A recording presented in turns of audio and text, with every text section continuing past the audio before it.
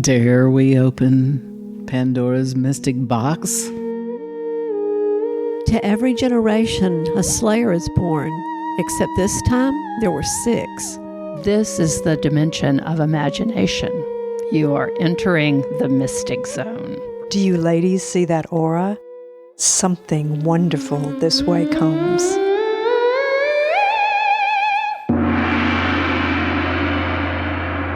Welcome to the Mystic Order podcast. We're the Mystic Order of East Alabama fiction writers. I'm Mystic Gail, the Mystic Queen. I'm Marian, the dog whisperer mystic. I'm Mystic Margie. I'm Mystic Margie, the illuminator mystic. And I'm Mystic Katie, the Mystic Oracle. Our podcast guru, the mighty Rivers Langley, has returned to Hollywood, where he will continue with his own podcast, The Goods from the Woods. We hope we can go on without his bullying us into this century in podcasting. But to help us along today with our thoughts is our esteemed guest, Ken Autrey, Poetry Maharishi for Auburn. Welcome, Ken.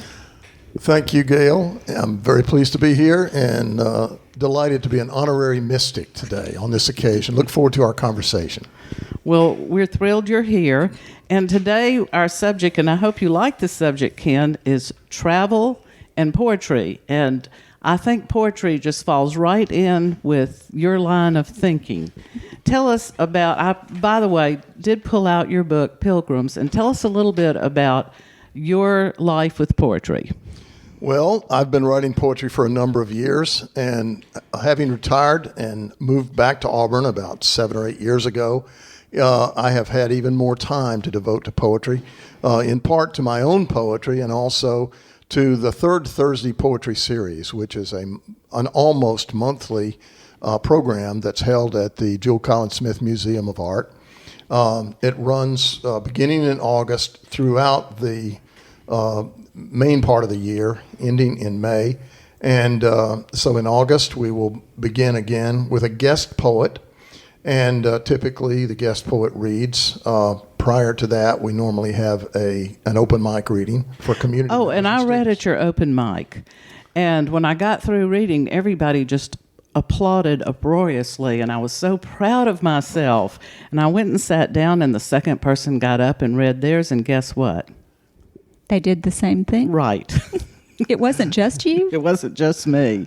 So I think you should feel very pleased, Gail, at your performance, and I look forward to the next time you step up to the mic for the open mic reading. Thank you. I can't wait. In fact, tomorrow night. No, well, I guess we're stopped for the season, right? Okay. Well, talking about travel, the first place I'd like to mention is the Yukon, and I defer to my mystic sister, Katie. So last year, was it last year? Yes. We had an adventure in the Yukon. It's not quite Call of the Wild, but or Robert Quite Service, close. but it was quite close. So we, after almost a day of travel, we finally got into Whitehorse about midnight during a blizzard. And it's so small that a bus picked up every single person Everyone on the at plane. the airport. Mm-hmm. Yeah, it was. And so then we went straight to the Mountie Hotel, which has a giant Mountie standing out front. It was dark. We didn't see it that night, but the next day. And we went for the comedy festival because my son was invited to do the Canadian Comedy Festival. So, who's our producer, your son? yes, right? our producer who has left us wondering how to do this. So, but the snow was so high that you couldn't put money in the parking meters. And Katie, my roommate, suggested we walk uptown. So I said, well, then we're going to have to do Tai Chi walking so we don't bust our butts on the black ice. And so we looked like 2 ducks in all our clothes, waddling up to the bank and Whitehorse. It was an adventure, though, right? It was. That's what adventures are. It was. Another travel that I've noticed is in Ken's book, Pilgrims. And I think you have more than one poetry book, don't you, Ken? I have several chapbooks, this being the first of several. Pilgrims, published by Main Street Rag a number of years ago, which, as the name suggests, pertains largely to my own travels, some of them actual, others imaginary. Well, that's kind of how we travel with imagination.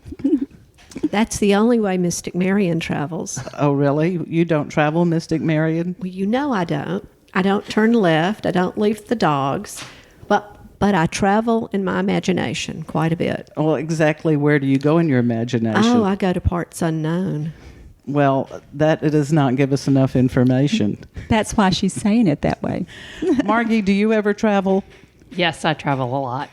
In fact, my husband and I just got back from this year Sundance Film Festival, which was it was fantastic. Really a learning curve, though. And I taught for years in study abroad, so I've taught all over Europe and also in South America. So yeah, I love to travel. Well, what happened at Sundance? Did you meet Jeremiah Johnson? No, we didn't.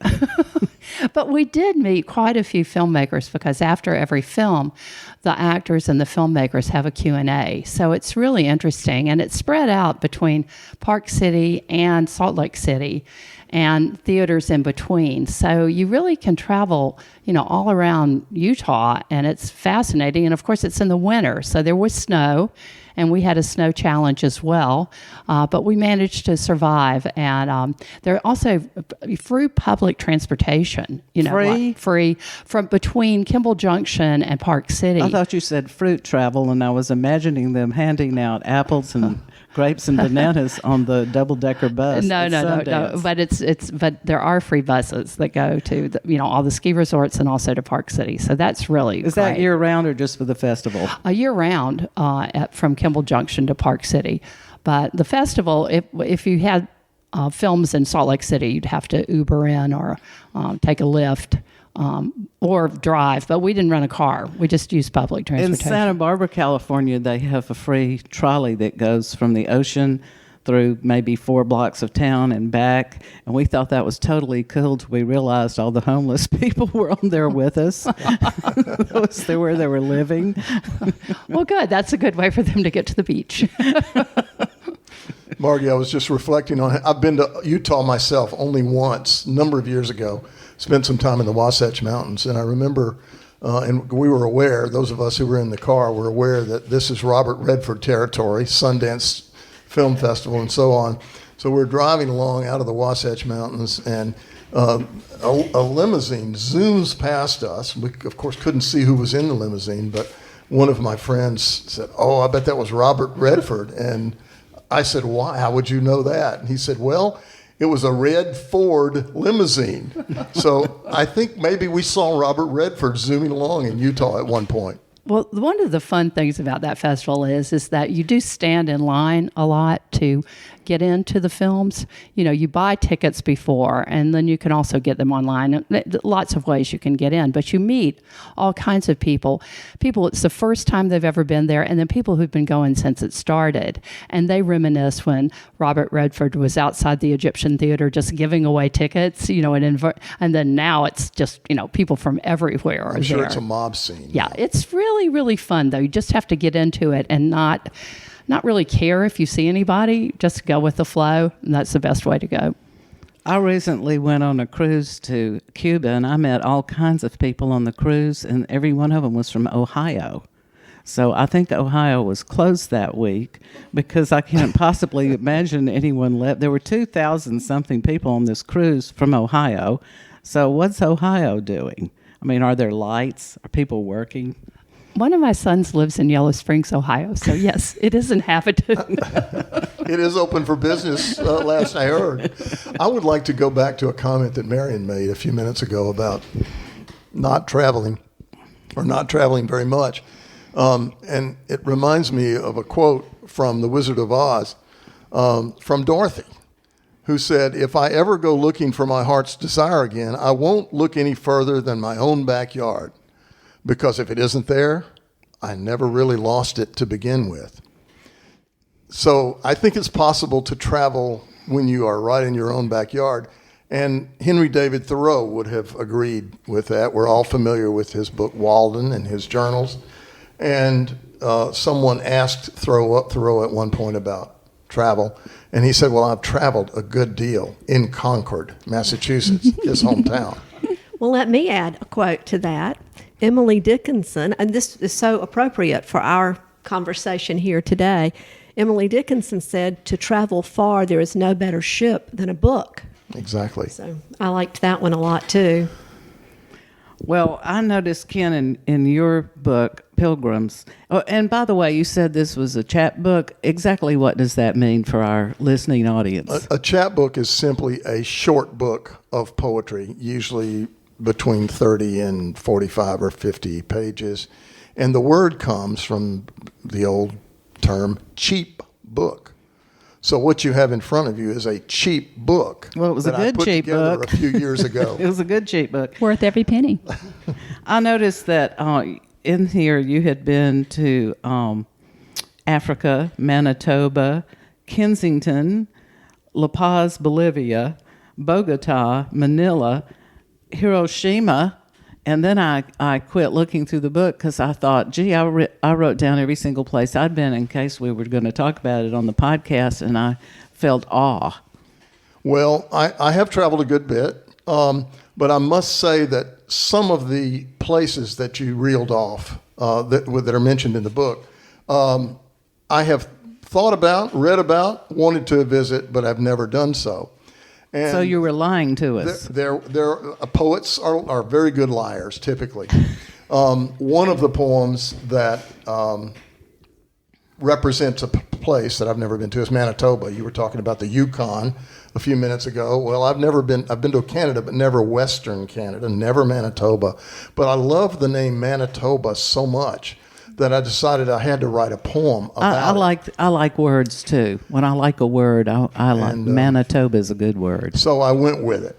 Similarly, I've written there's a poem in the book about Manila in the Philippines, which I've never been to.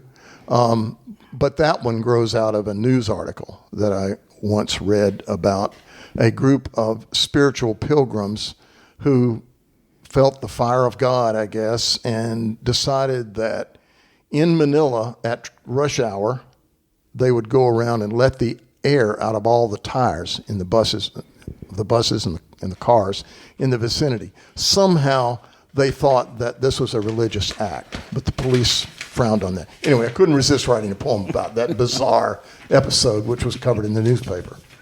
So, Ken, I'm curious, what took you to all the places you did go? I think there was a job involved.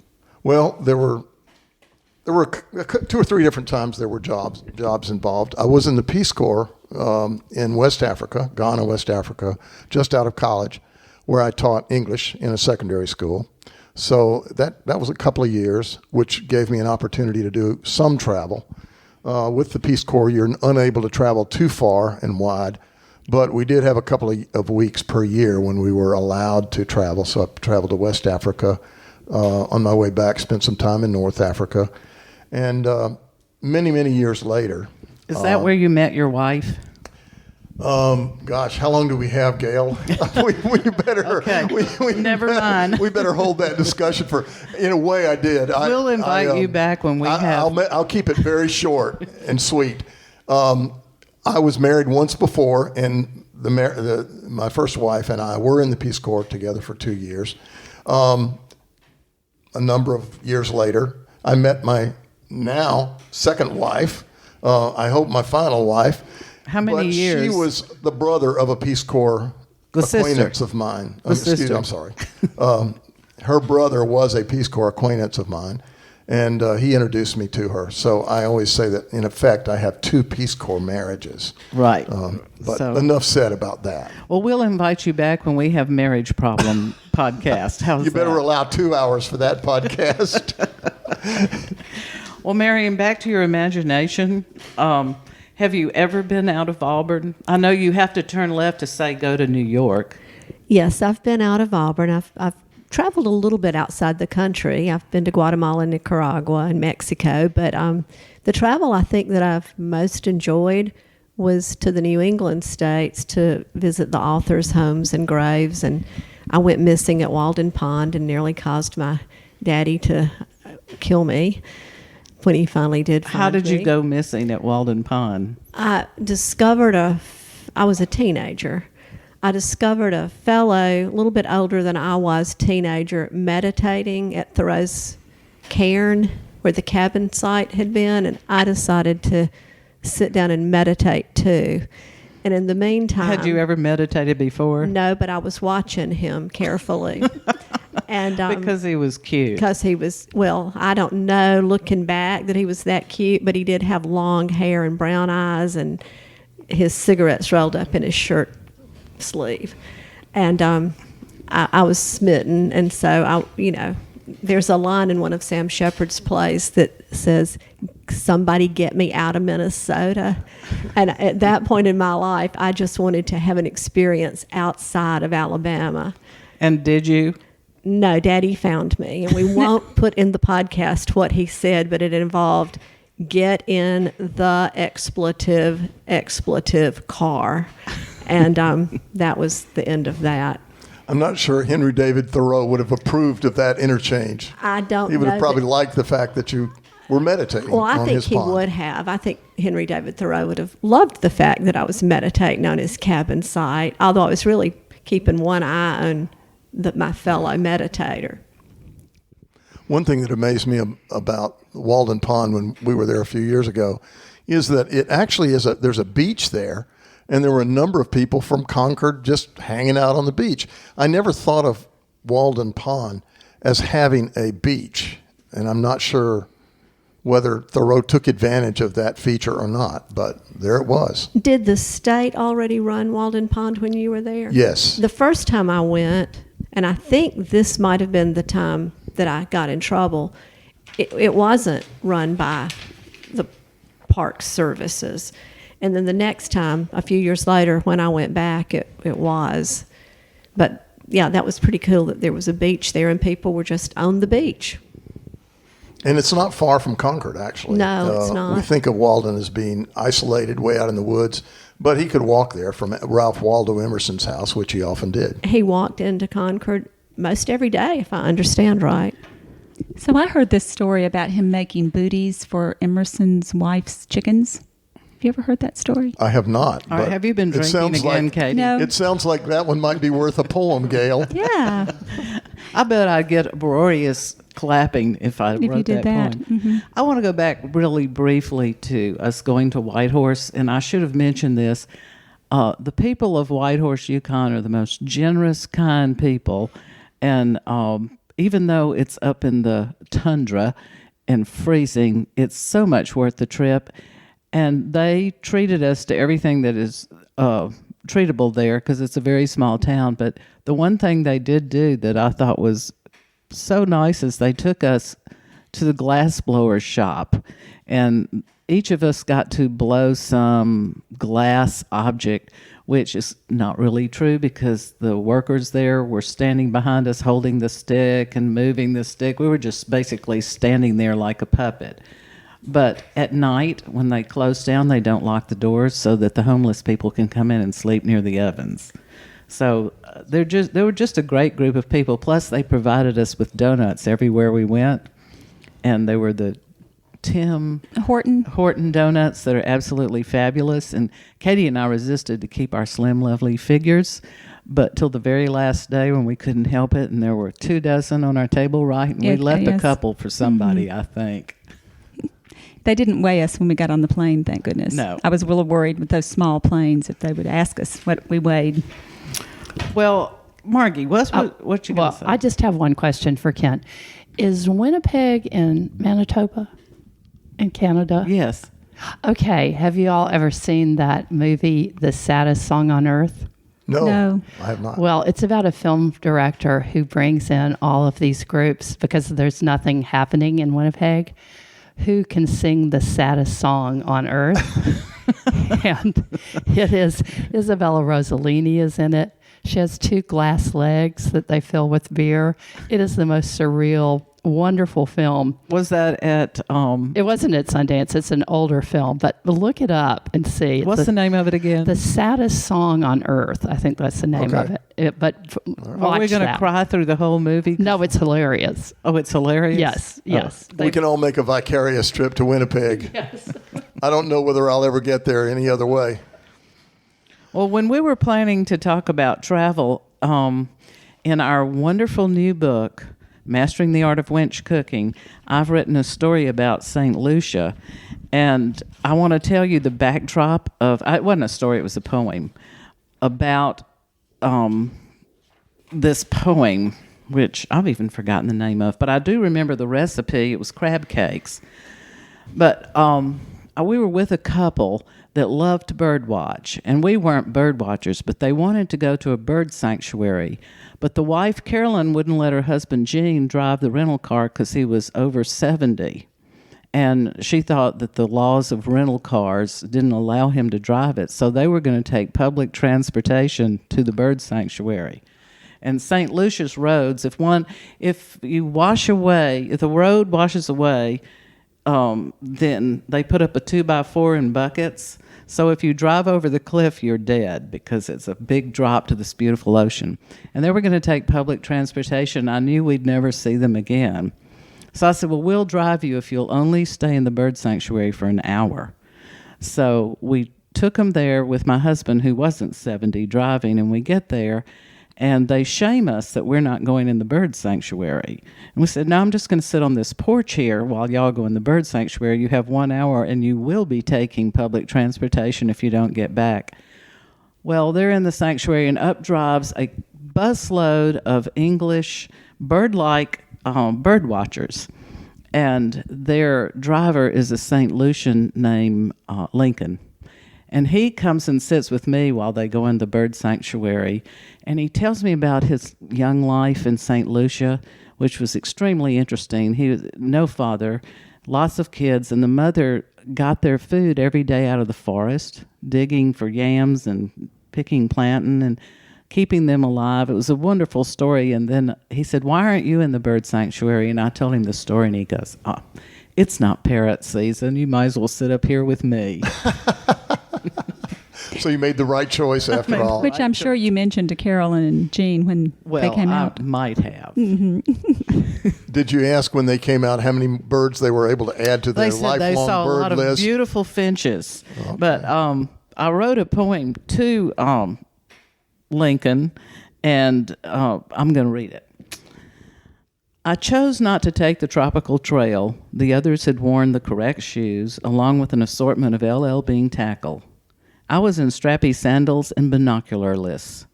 I had my book and the cliffed ocean view. From the sanctuary center balcony, I sat in the windward breeze, in the company of the tour bus driver. It's not mango season, he said. They will not see the parrots, only finches. All right, bravo. Thank you. And that's in our wonderful book, which is available on Amazon, Mastering the Art of Wench Cooking. Well, we should hear a poem from Ken, I think. Let's do. Yes. Ken, I want to ask you about a poem real quick. Okay. And I think maybe this was mentioned in Bird by Bird or one of those writing books, but it said, write about your lunchroom. And you did. I did. And the thing that freaked me out about it is Ken and I are both from Auburn, Alabama, the best city in the whole entire earth. And I wrote one about the same lunchroom. I mean, the poems were different, but when I read Ken's, I thought, this is freaky because it's the same lunchroom. How many lunchrooms were there? One. I mean, we were very but small. The fact is we both wrote about it. And well, wasn't it probably had many of the same kinds of experiences in that lunchroom with the soggy rolls and the mystery meat. We had fish every Friday. We absolutely did. We certainly did. And fish sticks, to be specific. I have to say, do you remember you had to buy a token for 25 cents to get lunch? And the poor people, which probably I should have been doing this, sold the tokens, and so you knew they couldn't afford their lunch. It was cruel. Yeah. We were not quite as sensitive back then as we No, we were much more sensitive back then than America today. Much. Okay, read us your poem. Well, I'm going to read a poem called Laundry. It's brief, and it pertains to an experience that happened to me in London. Laundry. Walking in Kensington, I saw a young woman dragging a bag of laundry down the street. The London sun shone warmly. She wore flip-flops and a black dress, perhaps the only clean item left in her closet. She was straining at the bag, so I offered to carry it, and she was grateful. As I shouldered her burden, I saw that she was beautiful. Despite the heat, her skin showed not the slightest sheen of sweat. It seemed incredible that she had any dirty clothes. When I dropped the bag at the laundry, she hugged me. Beneath the thin fiber of her dress, she wore nothing. Well, Ken. That's about as lascivious as these poems get. And why She did was you- far too young for me, I must But admit. beautiful. How old were you? This was probably 15 years ago.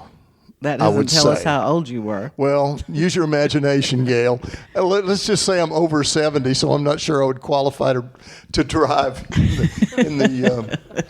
You can't drive in park. St. Lucia in the No. rented car. That poem doesn't pertain to me because I don't care the age if they're cute, right? That's true, Gail. Absolutely. Yes. Oh, and Ken, I met one of my boyfriends at the Thursday poetry reading, and he became a Mac mystic. He read a poem called "Math for Smart People," and it was truly the best poem there, including the guest reader. And so I gave him my card and said to him, "I absolutely loved your poem. It was fabulous." And he called me and we had coffee. And during coffee, he's got these runes that are polished river stone that have a Greek letter on them. Is it a Greek number or something? And they're tell the future. And I think they're Norse. they're Norse. Oh, okay. And he kept asking me, should he tell my future? Well, I know who I'm going to marry. We've been married 35 years. I know my children. I'm retired. So the only thing he could tell me with that rune, I'm not sure I want to know. But he gave me one and said he'd get it back. I invited him to the Mystic meeting, which was a month away, and mine was for knowledge and nobility. And so I loved having that rune for the month. I had to give it back to him so he'd have a complete set. I noticed the other mystics got their fortunes told because they don't think they're going to die. So, and I guess you're all looking for a future husband or... Not I, said the little red hen. I like the idea of having a fortune told, but only tell me the good stuff. Leave out all the other stuff. Well, I mean, what is left here, really? Maybe more travel. Well, that's true. That's Maybe true. more chance encounters. Well, speaking of fortunes and travel, yesterday or Monday of this week, Katie, Gail, and I went to Buena Vista, Georgia, to the Passaquan, the home of fortune teller, now deceased, St. Ohm, Eddie Owens Martin. Katie or Gail, you want to tell a little about his place? I'd never been. I think you and Gail had both been before. It's in Buena Vista, Georgia. And I've actually been twice. So yeah, so I was a newbie.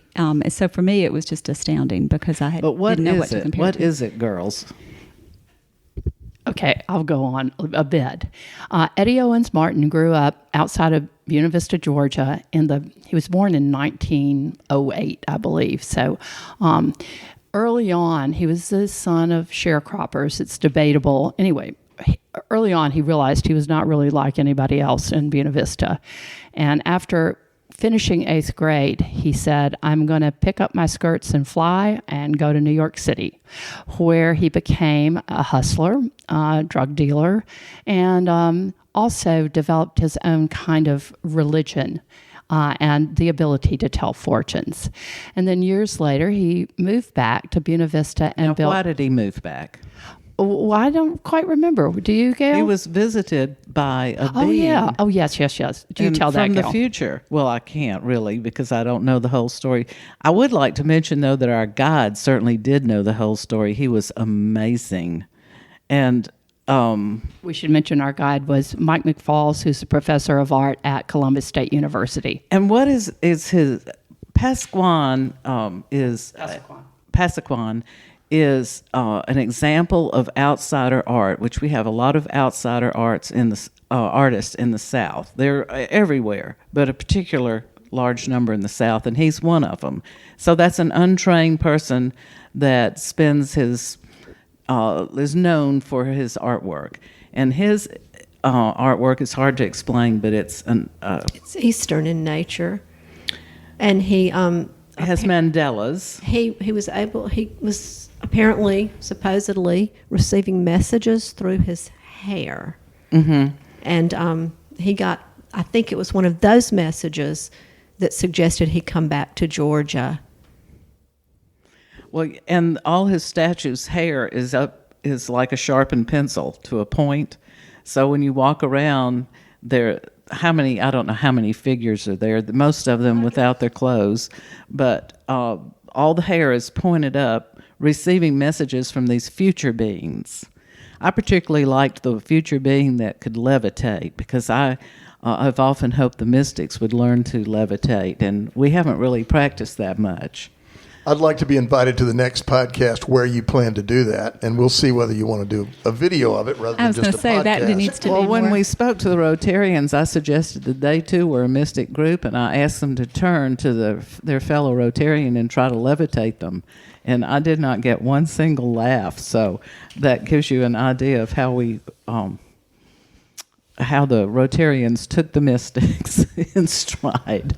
Well, your story about Pasaquan, which I'd never heard of, honestly, though it's not that far away from where we sit today, a couple of hours maybe at most, is a Not even reminder that much. there's a reminder that there are many things in our own backyards that are worth investigating. Many travel experiences, near and far, that we could take advantage of that we may not even know about. We need to pay attention to what's around us. Yeah, once I said to the mystics, we're gonna take a road trip, and actually it was to a friend's house, maybe 8 blocks away. Mystic Mary shows up with a cooler. And I said, "What are you doing with the cooler?" She goes, "We're taking a road trip." But I hadn't told them that it was very close by. But it's my dear friend Nina, and Nina owns something like 4,000 bears, 3,000 dolls. She puts up 72 Christmas trees each Christmas. The inside of her house is a magical mystery tour that's dying to take you away, and it's all placed interestingly. She is an artist too, and I suspect she's an outside artist because her degrees are in like Russian. She, in fact, And psychology. yeah, she may be a Russian spy, and this is all, how it's covered up with all the teddy bears. Well, they might have microphones inside. They're bugged. The teddy bears are bugged. Well, since we're segueing away from Pasaquan for a moment, there's Rice's Cross Garden at Prattville, which is, believe it or not, where I used to get my former husband to drive me to when I was depressed. Well, it certainly will cheer you up. Is it still there? Yes, it was still there a few years ago. I went back maybe 5 years ago, and it was still there. He's not, but Say the name again. Rice's Cross Garden. Right. And he has a sign up that it's for sale for something like $3 million. Oh, I didn't know about that. It's on top of the washing machines. Oh, I liked the Tomb of Jesus Keep Out installation the very best, and the hell is hot on the stove. How about the Ave Maria Grotto? Love it. Oh, well, the Ave Maria Grotto is in Cullman, Alabama. Yes. Which we passed through. The Mystics went on a world tour. I think we've mentioned our world tour before, to Mississippi. And the Mystics are going on another world tour to Fayette, Alabama, to speak to the Fayette County Library. We're so looking forward to it. All the people that run the library named Jessica, so it's very easy to call up there and say, "May I speak to Jessica?" which I've done several times, wanting to know if they needed information or not. So we have another world tour coming up.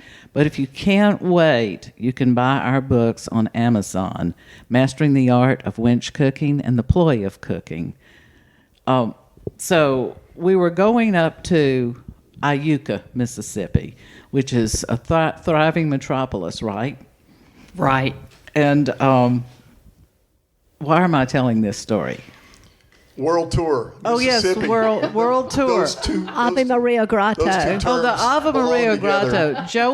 Joanne, which is missing in action because she's actually in Austria. Traveling. She's traveling. That's the She's at her son's wedding outside of Vienna. right. Wish we were there. She's traveling, but she said, "Oh, I'll be the navigator," and we are all navigating challenged. So I said, "Well, I just want to go see the Ave Maria Grotto." And she says, "Oh, I'll get you there." Well, 30 minutes way past Coleman, Joanne says, "I think you missed it. I'm the driver." Yes, we actually entered the interstate below Coleman, and therefore missing the exit for the grotto, which we didn't discover for miles, but we weren't going back. On the other end of the spectrum at Coleman, there's a Hank Williams Jr. Museum, I do believe. Oh, there is. Have you been to it? No. I'm a senior fan, not a junior fan. What does that mean? It means I hold Hank Williams in high regard, don't think so much of Junior. Oh, a Hank Jr. I see.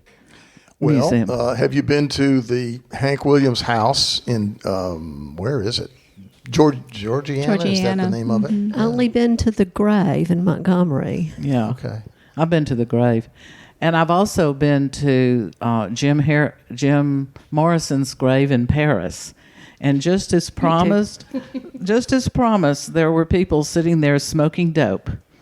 I guess they paid them. The Paris government pays them to sit there and do this. Well, it's in Père Lachaise, and supposedly in that cemetery, after a few years, if you don't pay some money, they can throw you out. Although really, really famous 30. people are there. It's 30 years. Yeah. But they're going to keep Jim. His is not a very impressive grave, except for... Well, it impressed me.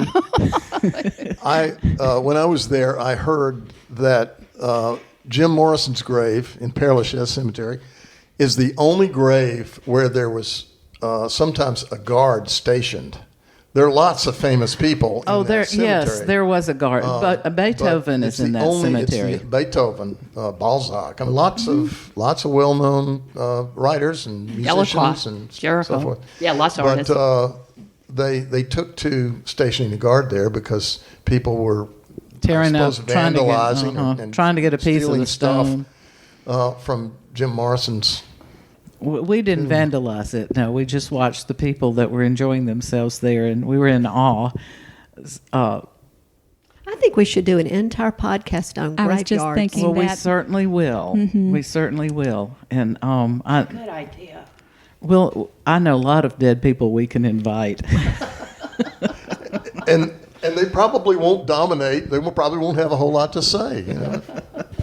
And if they do, we've just made our fortunes. That's it. Well, we should be able to levitate the dead then, right?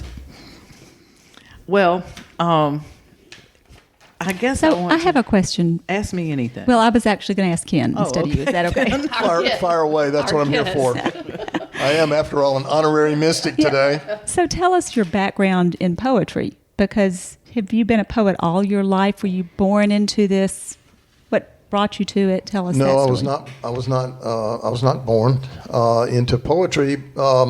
In fact, like all of us, I'm sure, I remember reading the usual poets in high school, and also in college. Edgar Allan Poe, Emily Dickinson, Walt Whitman. We can all Frost. We can all list the entire litany.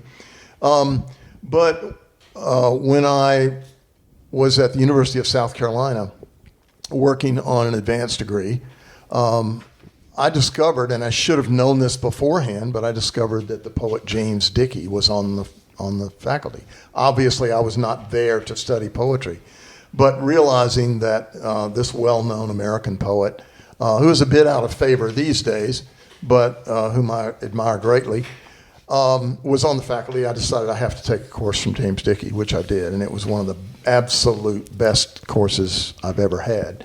I took not only his poetry workshop, but also his American poetry course, and he was incredible for his knowledge of poetry, past and present. And what is for his some of his poetry? Well, he's actually James Dickey, oddly enough, is better known for his fiction than for his poetry, specifically the novel Deliverance, which was made into a blockbuster movie starring Burt Reynolds and various others. And he made far more money on that one effort than he did on any of the 16 or 18 books of poetry that he published. But he did win the National Book Award with Buck Dancer's Choice. And much of his poetry deals with his life growing up in Georgia, but also his experiences in the military. He was in Korea during the Korean War. But his poetry ranges very widely, and I think is extremely And he accessible. also did the text for Jericho the South Beheld, didn't he? He did. Has anyone here read James Dickey's The Sheep Child? Yes. That's one of my favorite poems, Yes. and he read it when he was in Auburn. When was he in Auburn? He was in Auburn, I'm going to say, maybe 75 or so. As a matter of fact, I spent an evening with him. Oh, my goodness. Just the two of you? Well, it could have been. It could have been just the two of us, but better judgment took over. I think you were wise to. I had dinner with him, but then I did not go back to his room. I wanted to say one of my aunts dated him. Wow. Not for long. Maybe we need to have an entire podcast about James Dickey. That's who was right. a very memorable character for all sorts of reasons. Well, my brush with greatness with poets happened when I was working at Sophie Newcomb, which is no longer, but it was the women's arm of Tulane. And my office had been information office, so it was all glass. Actually, I had the esteemed position of assistant to the Dean of Women, which cannot be explained without a good hour. But anyway, I'm sitting in what looks like information, and all the poets that are coming to read at Tulane stop in my office to ask where this particular professor is teaching. And my favorite, though, was Allan Ginsberg. And this was right when he had written Hal, and he was traveling about the country reading Hal, which upset a lot of people because it was sort of profane.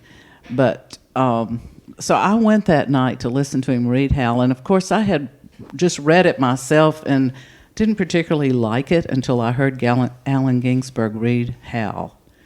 However, at the end of that, before he could read anything else, one half of the audience stood up and left. So I didn't, because I was just entranced with Allan Ginsberg at that point. But Ferlinghetti walked into my office one day, and I got so taken back, I did say, "Oh, Mr. Ginsberg, I admire you greatly." Oops. So speaking of travel and poetry, several years ago we were headed to Apalachicola, St. George Island, and you go through Wewahitchka, Florida, which is sort of the backwoods of backwater, actually, of I guess it's the Appalachian River, I think. Anyway, yeah. So anyway, we stopped at a gas station, and there was a youngish guy at the checkout thing, and there was a basket full of plums there, and he said, and this was an interesting looking guy. It's like he had more teeth than his mouth could hold, so they were sort of sticking out a little bit, yeah. And his hair was sticking straight up, and he was unusual looking, yeah. But he said, "Take a plum," and then he quoted William Carlos Williams' poem that, what is it? "This is just to say about taking the last plum."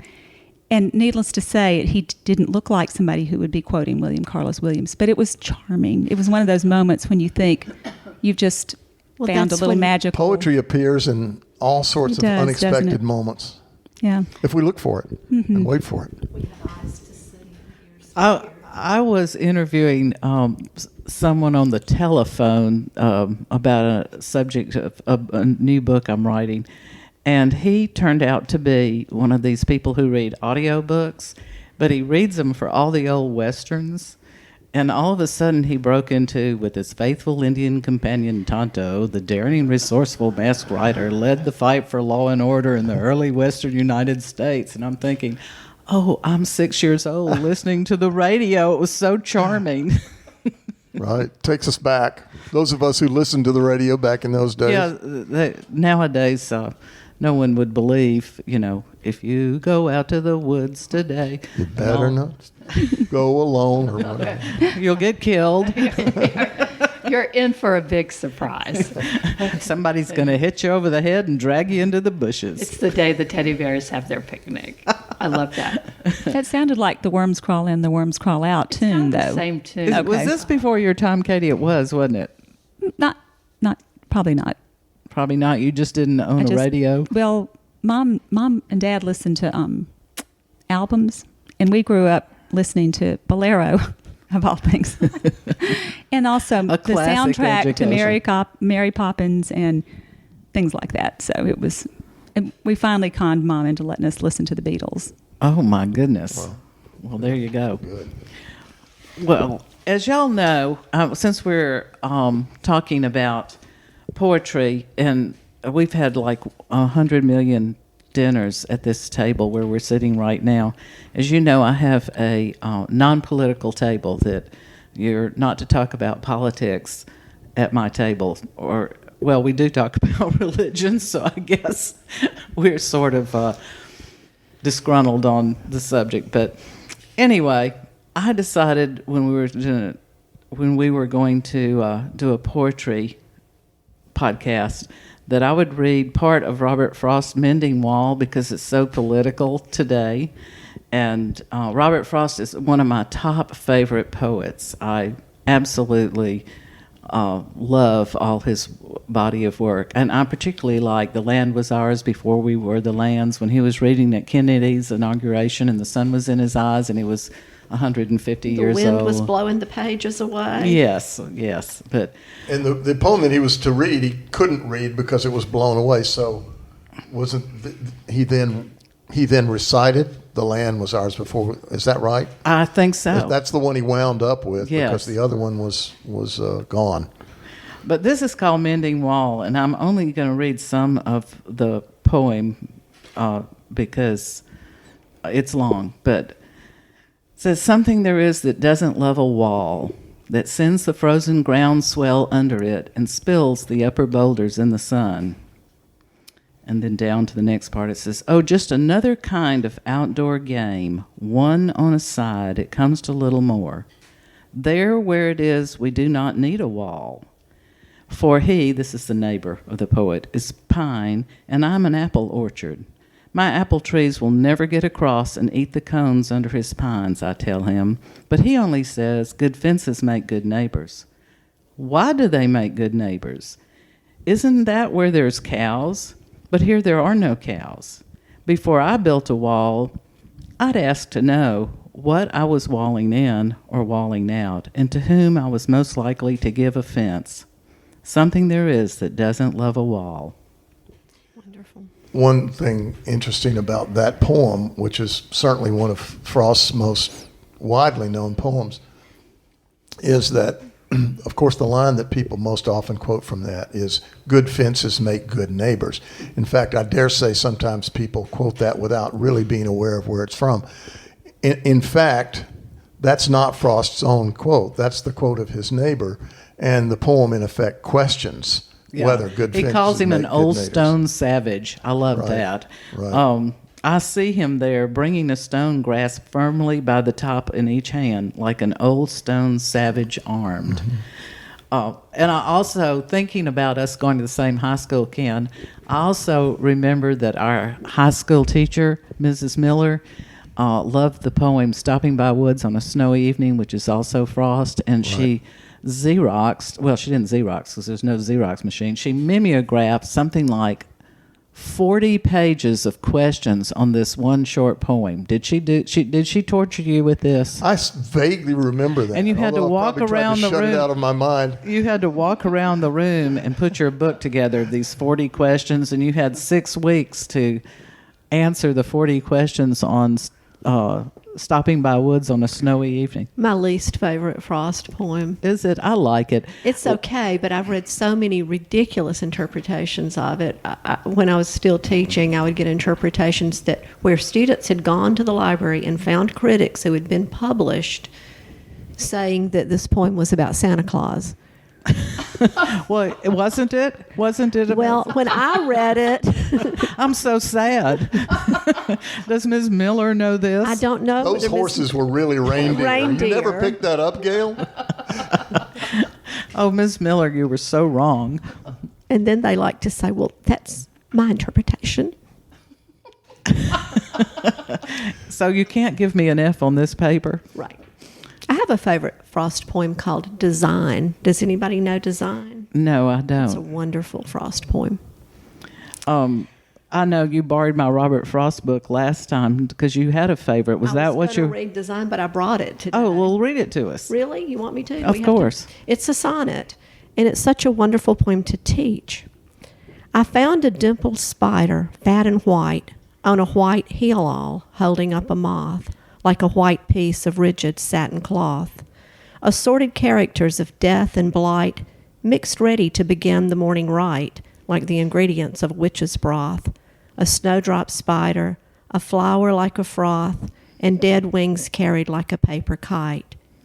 What had that flower to do with being white, the wayside blue, an innocent heel-all? What brought the kindred spider to that height, then steered the white moth thither in the night? What but design of darkness to appall, if design govern in a thing so small? Ooh, that's deep. It's Yeah. deep because there's so many people that want to stand on design. And what but design of darkness to appall? You know, the question at the end is just... And if How you, many of your students understood this poem? well, when I got through teaching it to them, they did, but they didn't necessarily like it. But it has homonyms throughout. You know, it has, for example, mixed ready to begin the morning right. Is a homonym what you sing if you're an atheist? No. A homonym is like right as in ritual and right as in correct, and then a paper kite. And a kite is also a bird of death. So there's all this wonderful death imagery that's subtly worked into it. And the fact that the blue flower is white and the spider is white and the moth is white, and some of those are anomalies. They shouldn't be white. But if there is a design, then somebody designed for those three things to come together in this ritual of death and blight. So I don't know. You know, this poem, like many of Frost's poems, is a reminder of what we were saying earlier about finding adventure and wonder in your own backyard. Travel certainly gives us that, but we need only look around us and pay attention, which all poets try to do as best we can in order to create a new world. You know, the Discover the wonder I world. have in my backyard is bulb headlights. And Ken, the first time you saw my bulb headlights, you wanted to know what? Well, this was right before Christmas, as I recall, and I wanted to know, of course, where you got them. You know, because Walmart. If Gail had some, I wanted to get some too.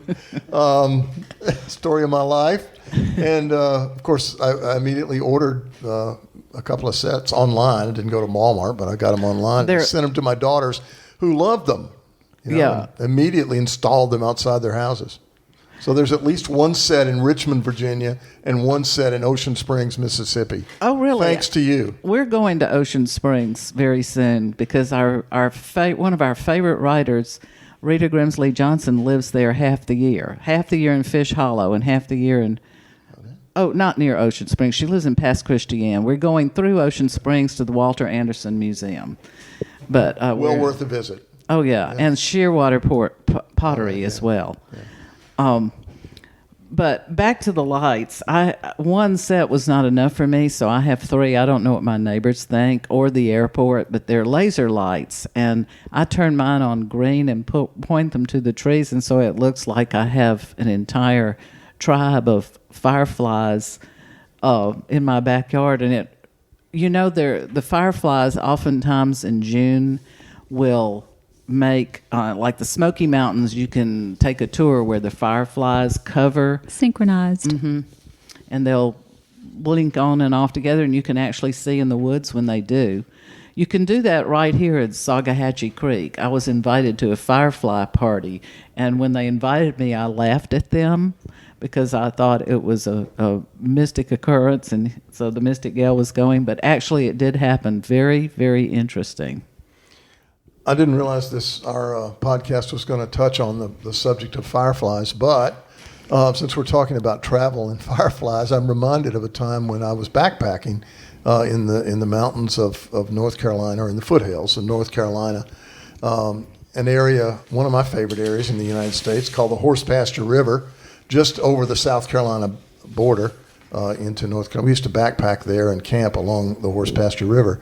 And one night, it was utterly dark, of course, except for the little flickering fire that we had. And the fireflies came out, and the fireflies, there were millions of them, and they were flying around all at the same level. They were all about 2 or 3 feet above the ground. Well, And so no, you they could were in wonder- 2 levels. The females are one level and the males are another. But they were all pretty much, they were all horizontally. There were none flying up into the trees. Mm-hmm. So it didn't take much imagination to think that there were lots of little people just sort of wandering around on the ground carrying torches. And it was one of the most magical things. I've seen lots of fireflies in my life, but I've never seen that phenomenon before. Maybe you have. Well, at the Sagahatchee Creek out in Waverly, is that where it is? Waverly, Alabama. It's a forest right by the creek, and I guess the phenomenon is perfect for the fireflies. And they come like August 3rd and stay through August 6th. And they turn on at 8:15 at night and turn off at night. They can tell you when to come to the firefly party, but there are 2 layers of them, and I can't remember which. Whether it's, Who's on top? yeah, the missionary. The women. Is it the missionary fireflies, or the more? I just did Let's my check gardening. on that. Yeah, I just did my gardening column on fireflies and how you make your backyard a firefly habitat because they're endangered. Habitat changes and also light pollution have made it harder for them to breed, and they only come out. They stay in the ground or in the bark for up to 2 years, and when they hatch, they have about 2 weeks to procreate before they die. So they're rather busy for the period of time that they're doing that. But the female ones are usually higher, and the male ones are lower. And then there's one species that's the predatory one, and they'll lure them in with their flash and then eat them.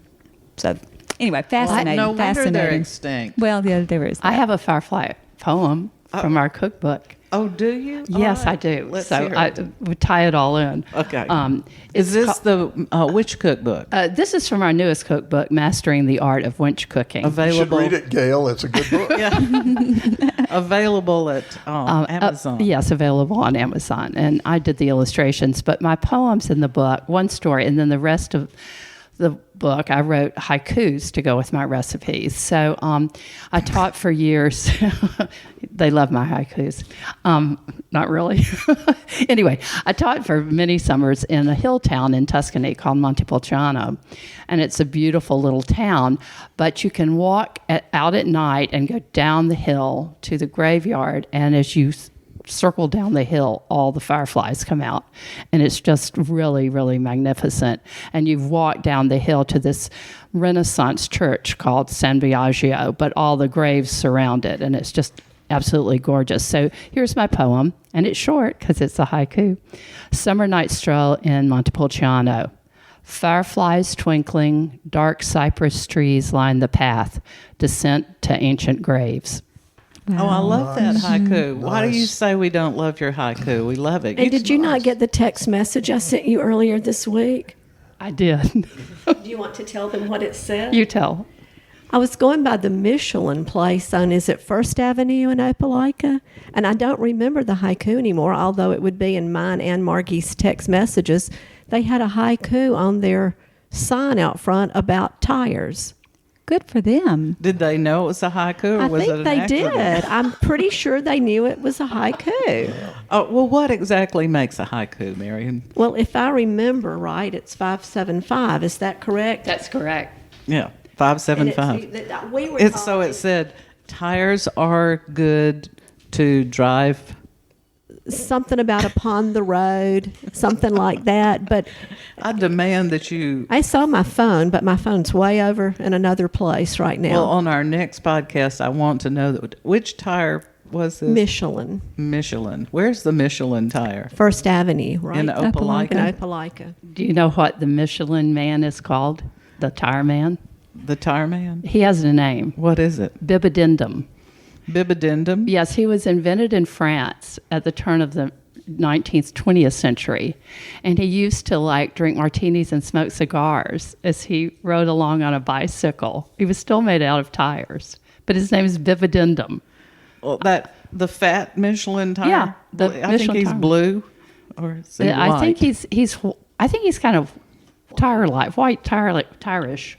Tirish. I see. I'd like to go from Opelika back to Tuscany. I'd literally like to go to Tuscany, but I'd like to go back to your comment about Tuscany and like to hear a little bit more about your experience in Tuscany. Yeah, the first year that I ever taught abroad was in 1999, and the University System of Georgia was establishing a new program. Were you And- teaching haiku? No, I was teaching art. I was teaching watercolor and also art history. And so we were based in this beautiful hill town, and the town is a wine town. I mean, they make Vino Nobili and or Nobili, and You would know the names of the wine they make. of course I would, as the mystic wino too. So anyway, Oh, we have a mystic wino now. Anyway, it was a 5-week program, and we had 45 students. And we had, we had a director, and then who was originally from Rome, Stelio.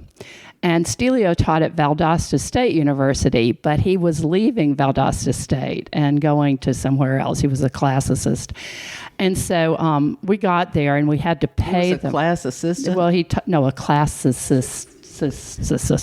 He taught classics. Anyway, Stelio was great, but we got there, and that was 1999, and they didn't believe Valdosta State and bank transfers, and so they brought a check, and the Italians, Montepulciano is a commune. It's a hill town, but it's a communist commune. It's owned by everybody in the town. But they said, we don't take checks. We put it. The communists don't take No, checks? we put it in the bank. Put it in our bank. This is Yeah, why the Russia split apart. Right? Well, the Italians are the oldest bankers, so I mean, they do know something about banking and food and wine.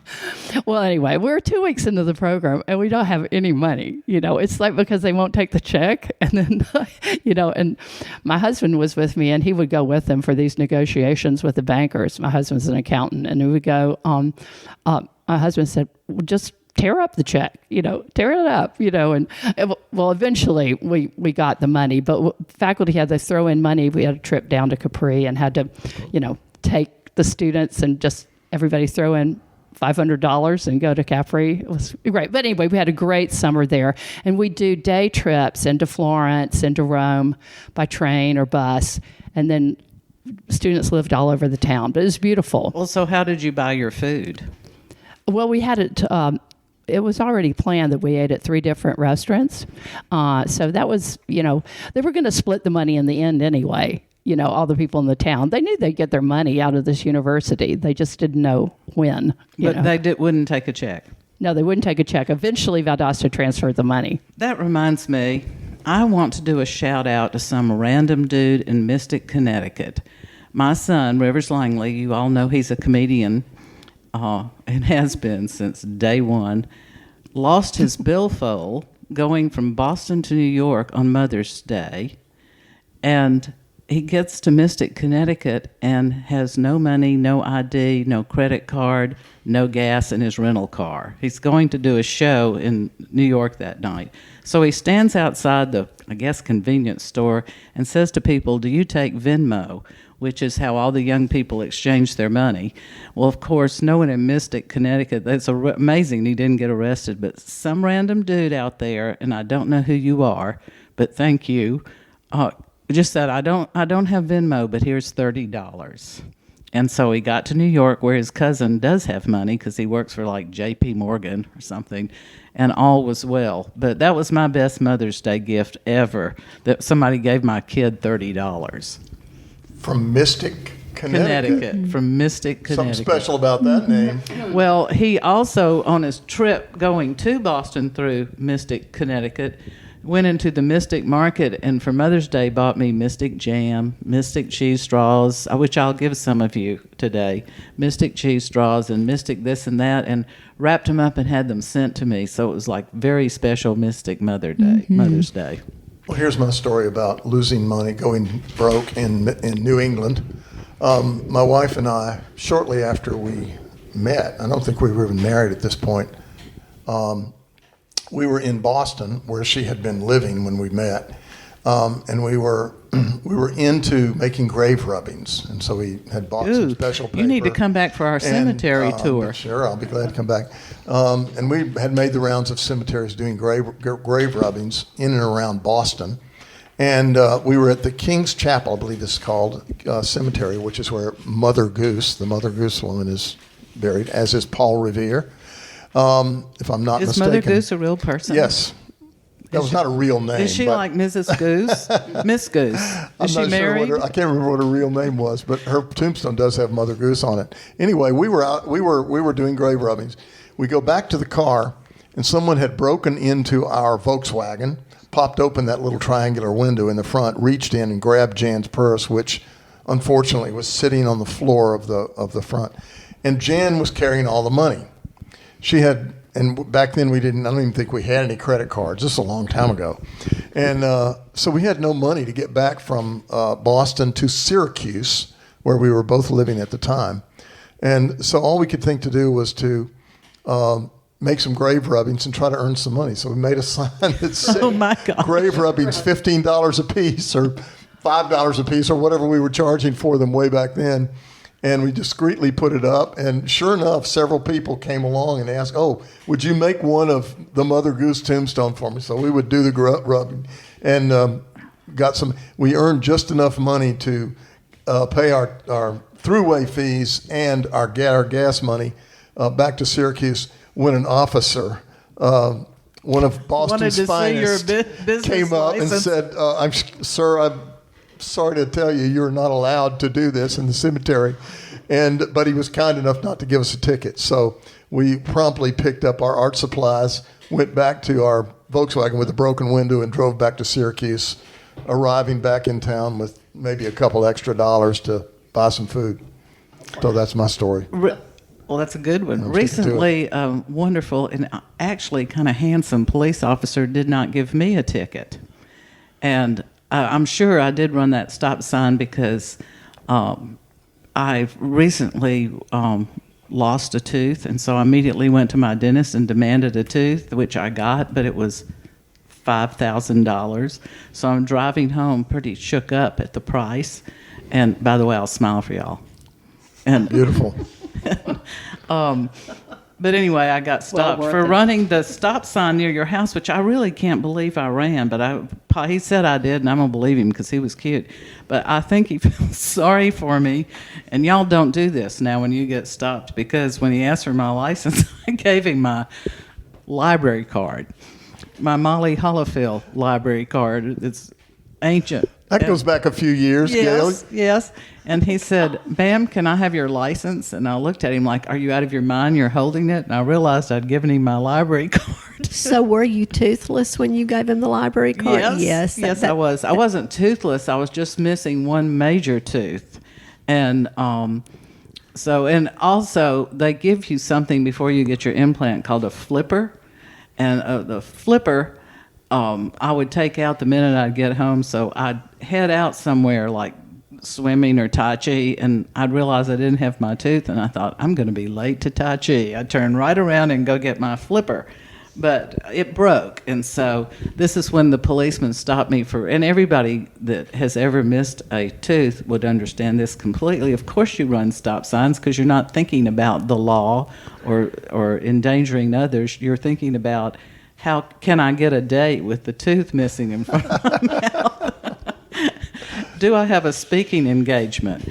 can you laugh without your lip moving? Is there a mystic photo shoot this week? There was. That's the bad part. There was a mystic photo shoot. And when we met the guy at Passaquan, he was so nice, and he was talking to me, and he said several funny things, so I would just put my finger to my lip and laugh. And I noticed him staring at me. I don't know if it's because he was taken with my beauty or wondering what on earth I was doing. But thankfully, I do have that fixed now. So I But have just think of all the places you could have traveled to if you didn't have to shell out all that money for a new tooth. Well, I Gail. didn't have to pay for a ticket because I think he felt totally sorry for me. So I have an Italy story. About 20 years ago, I went to Italy with a bunch of women friends, and we'd been there long enough that I thought I could speak the language enough to have this conversation. So Lee Albrook was with us, whose mother is the very, very famous Lee Cannon. Who? Oh, of course. Yes, and it's She was Lee. the social director for the entire Town, yes. But Lee is Italian, and so her family members are still in Italy. And so we were staying with them, visiting with them in Formia. And this is at the end of the trip. And I, again, thought I had just learned enough English. And I noticed when we were in Rome that there were all these cats all over the Colosseum. And they looked good. They were well fed. They didn't look wormy or emaciated or mangy. And then we'd see them in Florence and in various places. So there in Formia, there were all these cats. And I thought that I asked one of her Italian relatives, "What do you feed the cats?" Or "What do the cats eat?" And apparently I didn't, because she looked stricken and horrified. And one of our friends who was with us was going, no. She translated, and apparently I asked her, "Do you eat cats?" So, I have learned one lesson, which is that you should not try to speak the language until you feel like you really have gotten it. Yes. Good advice for all of us to keep in mind. Well, Ken, you have been our first ever podcast guest, and believe me, you were everything we expected and more, and we hope you'll come back. Are any of your books available on Amazon, or how do you get a Ken Autrey book? If you go to Amazon.com, there are at least a couple of them, I think, still available. I mean, they're such hot ticket items that I'm not sure they're still all available. poets say that. And also, will you tell us one more time about how we can be involved with the Third Thursday Poetry? Well, the third Thursday, as I say, begins in August. Actually, this year we're starting not the third Thursday, but the final Thursday in August in order to accommodate returning students to Auburn. But it is generally each third Thursday at the Art Museum here in Auburn. In Auburn, Alabama. And we start at 6 o'clock each time with a brief open mic session, during which we invite 6 or 7 folks to sign up to read poems of their own, and then we lead into a guest poet. And these are poets from around the country, widely published poets. In some instances, poets who live in our area, in our region. But on occasion, we've had poets from the West Coast or from New York, and all over the place. And we are fortunate enough to have a grant from the Alabama State Council on the Arts to help defray the expenses for this, as well as some support from the Department of English and the College of Liberal Arts at Auburn. That's wonderful. Did you apply for this grant, or? We did. We began applying for the grant back in 2014 was the first time we got monetary help from the Alabama State Council on the Arts, and we've continued to do so annually with the help of the museum and their able grant writers. The Jules Collin Museum is absolutely beautiful, and they have a chihuly in the the foyer? Is that a foyer or an atrium or what? Maybe atrium.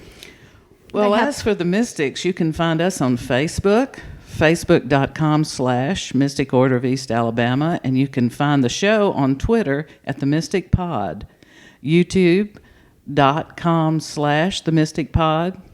You can drop us a line at themysticpod@gmail.com, and our direct messages are open. So rate, review, and subscribe. And remember, be the flame. Not the moth.